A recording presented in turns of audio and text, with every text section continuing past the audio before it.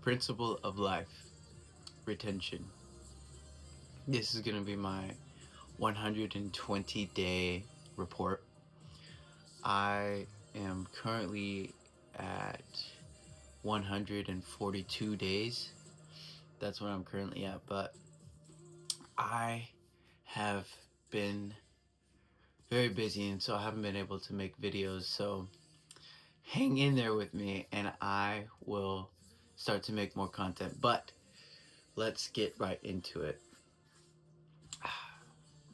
When you get to 120 days, like that, the mark of the fourth month, you start to realize that retention is a way of life. It's a principle of life. In order for life to exist, it needs to retain itself, aka life needs not to disperse itself too thin to the point where it loses its ability to recreate itself. What do I mean by this? What I mean is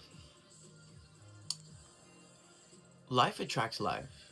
More life is best. More life is better. And so when you have, let's take money in a bank account, for example, you're more likely to save money if you're already saving money. You're more likely to retain money if you're already retaining money. And so that bank account keeps getting bigger and bigger and bigger until you become rich one day. Well, the same thing can be said for your stores of your life. You know, if you're constantly depleting your life stores, then you're naturally going to be in a state of restlessness. You're going to be in a state of fight or flight because you're sending biological signals to your body, like physiological, biological signals to let your body know that, hey, I'm reproducing, when actuality you're not reproducing. And if that's the case, and you really are doing yourself, but not only yourself, but the human species, a disservice, because you're not doing what you're reporting yourself to be doing. Your body is the temple of God, and if you're always telling the temple of God, like, hey, we're reproducing, we're eating of the fruit, we're falling in consciousness, we're leaving the Garden of Eden, then you'll never get to a point where you have this state of bliss. Like, getting back to the Garden of Eden is being in this present moment. And the only way that you can be in your present moment is if your nervous system is relaxed. Because if your nervous system is not relaxed, then you're never going to be in the present moment, because you're not thinking about here and now. You're just thinking about your body. And there's a lot of things that are outside of your body that are currently happening in the here and now that you should be aware of. You know, you should be aware of your internal body alongside the external, everything outside of your body, simultaneously. That should be the goal. The goal should be to be here, be now, to feel here, to feel now, to feel it. And you can't do that without having a relaxed nervous system. You know, if you're always tripping out about the way that your organs feel to you, you know, and you're feeling squirmish and anxious, and you're feeling like, oh, I don't want to go outside, or oh, I don't want to do anything because I'm so stressed out, because I'm releasing all the time. That's not what you want to do. You get to 120 days and you realize, like, wow, this life of mine is still going day by day. But instead of waking up and feeling a certain way, it's more like one long day. All these days start to morph into one. And it's not even just a single one day anymore. It's a single feeling. You realize, oh, it's not that I wake up every day feeling the same way and I go to sleep feeling the same way. No, it's like, it's a train. You get on this train, and the quality of your day is going to be it's gonna determine how you feel, and you wake up the next day feeling the same way that you felt the night before. And so it's like, it's this forever changing and morphing singular feeling of life. And you realize that, wow, life is none of these constructs. Life is none of these concepts. Life isn't anything that you can put words to. It is only something that you can feel. Life is only something that you can feel. And then you just feel. You feel. You feel like, wow. Wow, I'm really out of out of any possibility in the universe. I'm right here. And I'm right now. And I'm doing this. And I'm seeing this. And I'm feeling this. Tasting this. Smelling this. Breathing. I'm seeing all of this cohesiveness. I'm seeing all of this blended together, and all of these feelings just come together as your life. Your life is the feeling. You wonder why women will be attracted to you. It's because you feel good. You feel good not only to them, but to yourself. You feel good, and they could feel that coming from you. You become a light.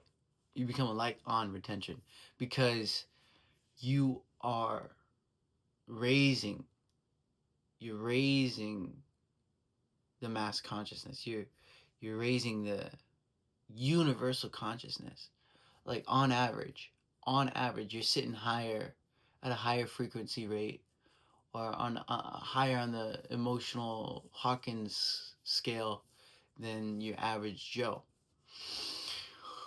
And it's crazy. It's crazy because I used to be an drug addict, and I used to search for the feelings that I get on semen retention. Like the feelings that I get here, this feeling of fulfillment, this feeling of being in the right place, this feeling of knowing what to do, this feeling of acting on it, and this feeling of the stars aligning, I've always been searching for in the drugs that I used to do. And now that I'm not doing drugs, and now that I'm on semen retention, it's it it it's an aha moment. Like, oh, this is what I was searching for. I was searching for meaning, and this is what gives me the most meaning. This is what makes me the most fulfilled. And it just becomes easy. You wake up you wake up in the morning, and whatever doubt that you had before you're on retention, like let's say work, I dread work. I don't want to go to work today, but I have to pay my bills. It no longer becomes a feeling of dread, and it more so becomes a feeling of delight. Like, wow, wow, this thing that I thought sucked actually doesn't suck that bad, and in fact, I actually kind of enjoy it. And so things become easy. Things become easy because I don't know if it's your reward system. I don't know if it's the dopamine. I don't know if it's the serotonin. I don't know if it's just your nervous system, if it's just your nerves getting a relaxed state or feeling about them, but it feels like everything that you thought was hard actually becomes easier. Becomes easier.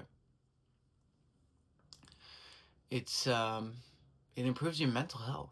It improves your mental health. You feel a lot better. You feel a lot you feel a lot you feel like there's a brighter future ahead of you. You know? And that's all that really matters, because you understand that things will fall into place. I will not be led astray on this practice. This practice is not going to it's not going to do me wrong. like I know I know a lot of creators say that you can't just be in semen retention and do nothing, which I will say that is true. You can't. Like the closest version to that is being on retention, doing nothing, but still being on retention until you get to the point, which you will if you are truly on retention, if you're not touching yourself, if you're not edging, if you're not looking at any uh, adult content, if you're not even looking at any provocative content, you can just lie in bed all day and retain. And eventually, if you're doing all of those things properly, if you're retaining properly, then eventually you cannot stay in bed. You will become restless. You will force yourself to get up. Like you'll hit a wall. It's either relapse or do something. And you will do something if you are properly retaining. Like seriously, seriously, you can lay in bed. You can do nothing until your body forces you to do something. Your mind will force you to do something. Your soul will force you to do something. You will be called to do something, such as get out of bed, such as take a shower, such as clean your room, such as go for a walk, such as get some fresh air, such as talk to somebody. Like these things will happen. These things will happen naturally. Naturally. You'll you'll start to build a you'll start to build a what's it called? You'll start to build a schedule. You'll start to realize, okay, the only difference between me and somebody successful is the things that they do in their day. And instead of trying to figure out what these successful people are doing, instead fill your day with the things that you value. You know, it's good to read. It's good to read. If you have books, read them. It's knowledge, information, and you could gather information. You know, it might take a long time. It could just be within. It could just be one line that would change your whole paradigm. Um, like reading, exercising. Like exercise has become easy. You reach day 120, you start to actually understand the volume of of and the magnitude of strength that you can actually build. Like I was on retention before 120 days, and I thought to myself, well, I'm gonna have more energy, but I'm not necessarily stronger. And then, yeah, you get stronger, especially if you're consistent with your workouts. You'll get stronger, 100%. Yeah, that's pretty much it. That's pretty much it. I mean, female attraction is crazy. Female attraction is crazy. I'm I'm at the point where everywhere I go, I'm getting stared at hard. Hard. And I get these moments, I don't know if it's testosterone or what, but I get these moments where it's like I don't even think about approaching a woman. I just approach her and I ask her a simple question like, "Hey, do you know where the restrooms are?" Like or something like, "Have you ever been here before?" You know, and then I and then we'll start chopping it up like and it's genuine. It's not like I have some sort of secret intention like, "Oh, I want to bed this girl." It's more like I have nothing to do with this woman personally, but I do have an urge to socialize. I have an urge to socialize, and it's perfectly normal, perfectly healthy, and it's amazing.